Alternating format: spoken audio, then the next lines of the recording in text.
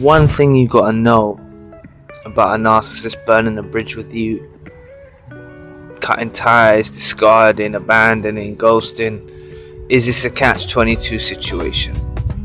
This leaves them in a predicament where they've gone their own way and there's absolutely no route back to you. Okay, there's no route back to you, and they're satisfied if they know your attention is on them. And that's why I say keep elevating, keep building. Chosen ones, empaths, and all the genuine souls. It's understandable, of course, when you first go through a discard, a ghosting, or abandonment, you haven't really woken up fully. Okay, no, well, not fully, but you haven't woken up to that extent yet. You're going to be in a position of hurt, you're going to be in a position of pain. Okay, and the narcissist or sociopath or psychopath or whatever kind of toxic individual this was, from whichever kind of relationship it was, friendship, family member, romantic partner, colleague, associate, whatever, right, boss, they're aware that you're going to be focused on them, you're going to be ruminating about them, you're going to be, so they're satisfied, they're happy going in their own way, but they do keep tabs on you to make sure that your attention is still fixated on them. And this is what I'm saying, some of you will be there already, some of you will be able to testify to this. You've gone your own way, you've elevated, you've upgraded, you've developed, you've ascended, you've gone on, and this really puts them in a conundrum, okay, a real predicament, because now they're the one who ghosted or abandoned you, ignored you, gave you silent treatment, whatever. Now they know the only way to get your attention back on them is if they make the move to try and engage in a conversation with you or something like that, right? And that's why all of you can't be, I know some of you have let them back in and stuff like that, but you need to, it has to be a deal breaker, okay? And there has to be no way back for them once they go their own way, because this is the catch-22 situation I'm on about. They need supply, they need your attention on them, all right? And it puts them in a catch-22 predicament where there's just no way out of it, okay? Like, they know that the moment that they talk to you, try to apologize, try to reconcile, like, they know the ball is in your court.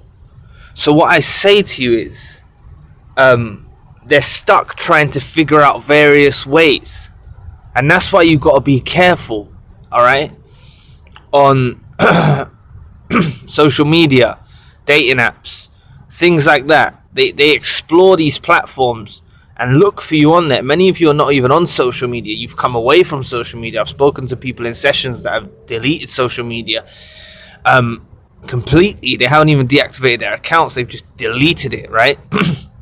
The narcissist is on these platforms trying to figure out ways, or sociopath or psychopath or whatever toxic individual is out there trying to figure out ways to try and get you back focused on them, okay? And they go to extreme lengths to try and get you to be focused on them.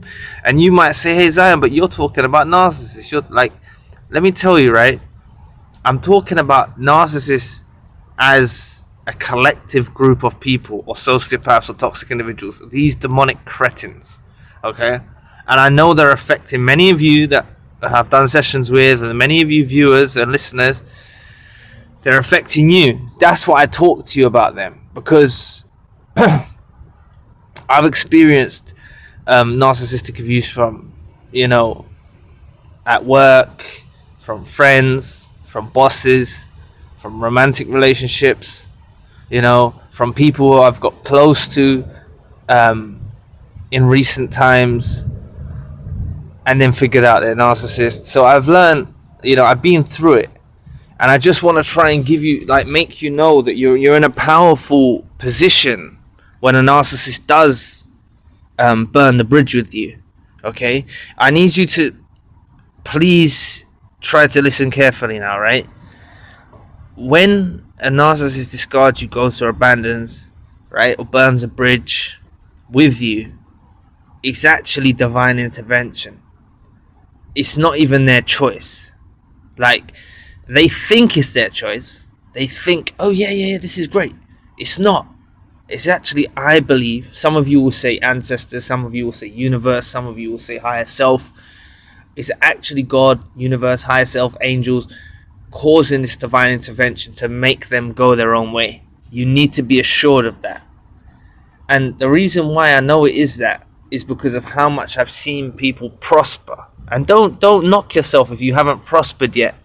You could, sometimes it takes a little time to heal and stuff like that, or get to a level of healing before you start advancing and ascending and stuff like that. And just don't compare yourself to anyone else or anything, because that's what narcissists do. They compare themselves to everyone.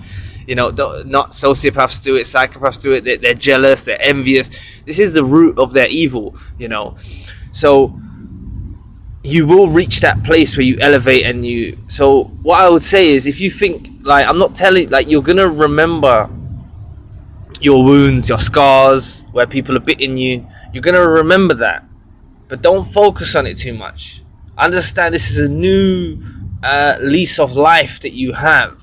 Okay, don't be like jealous or, oh, they've gone on to new beginnings, or, oh, your friends are now hanging out and doing this with people and they're traveling around the world and they've left you out. And no, like, you've got a new lease of life. Once you figured out a friend as a narcissist, sociopath, or psychopath, or any type of relationship you are involved in, a family member, colleague, romantic partner, whatever, when you figure that out, okay, that's your new lease of life. That's the divine intervention. And now you're on a path of elevation. So they're in a position now. This catch-22 is really problematic for them. It's really, really problematic, because they'll try and bait you and shit.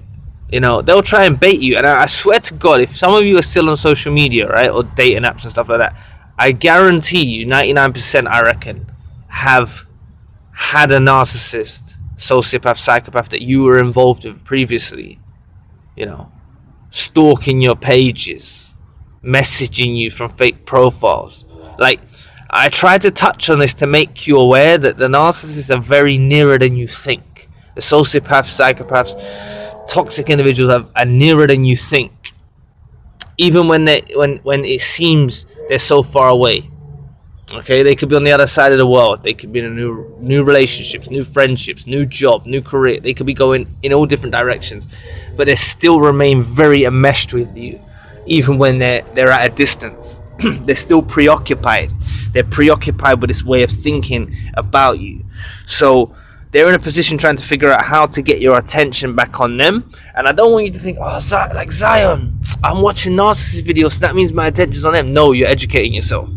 You're educating yourself from your experience. If you're being analytical, right, about your experiences with narcissists, sociopaths, psychopaths, toxic individuals, but if you're being, you're analyzing them, you're analyzing your situation, that's you learning from your experience. Okay, you're advancing. All right. And so many people I've spoken to have gone on to do their own YouTube channels, gone on to do their own thing, write books, things like that. So I'm not saying that's going to be for you. It might be if you want it to be. Really, if you put your attention towards anything and you try, you can do it, right? I think, be positive. So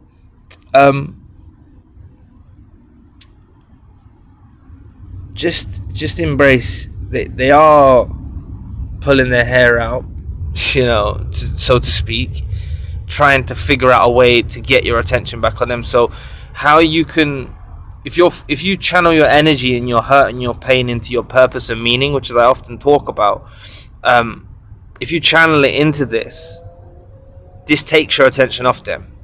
Okay, channel your energy into those things, and your attention, they'll fade away.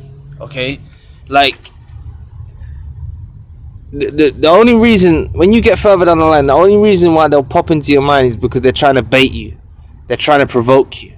Like, that's the angles that these toxic individuals go about with.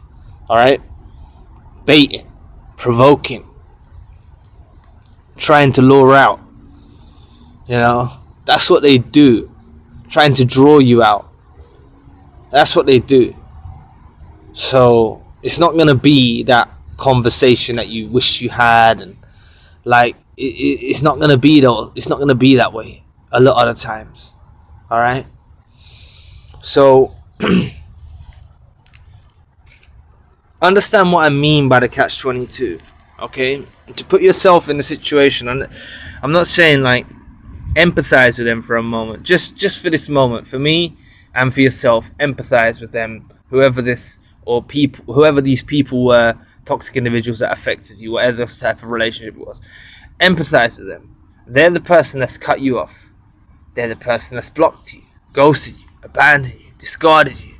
Now they want to talk, but they don't know how to do it because they're the one that rejected you. What I will say is something that you have to be aware of. Is it's so much easier to be discarded, ghosted, abandoned, blocked, they burn the bridge with you. It's so much easier to be on the receiving end of that than you doing it to them, because necessarily you wouldn't have seen the full picture with them.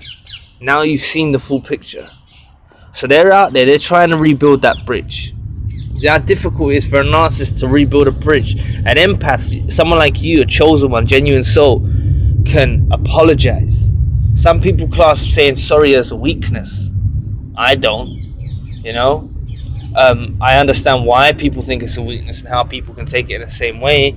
But if you make a mistake, okay, you can say sorry or forgive me, like I apologize or whatever. You can say something, and chosen ones, empaths do that freely. Narcissists can't do that. Sociopaths can't do that. Psychopaths can't do that because it's all about power with them. They feel small if they do that. All right. There's a video I want you to check out. It will be interesting, right? I want you to understand, if some of you are in a position of hurt and pain, I need you to understand that the narcissist does feel bad about their situation as a result of losing you, whether it's a boss of yours, colleague, romantic partner, whoever, it doesn't matter, family. They do feel bad, but they do nothing about it. Okay, they do nothing about it, and I made a video yesterday about that, so if you want to check that out. So I hope this video helps. Thank you so much for listening today. I really appreciate the support. Please book a session if you'd like to. You can donate or support to the channel if you want to, of course. Check out the spiritual channel for more content, and I'll be back with another video soon. Peace.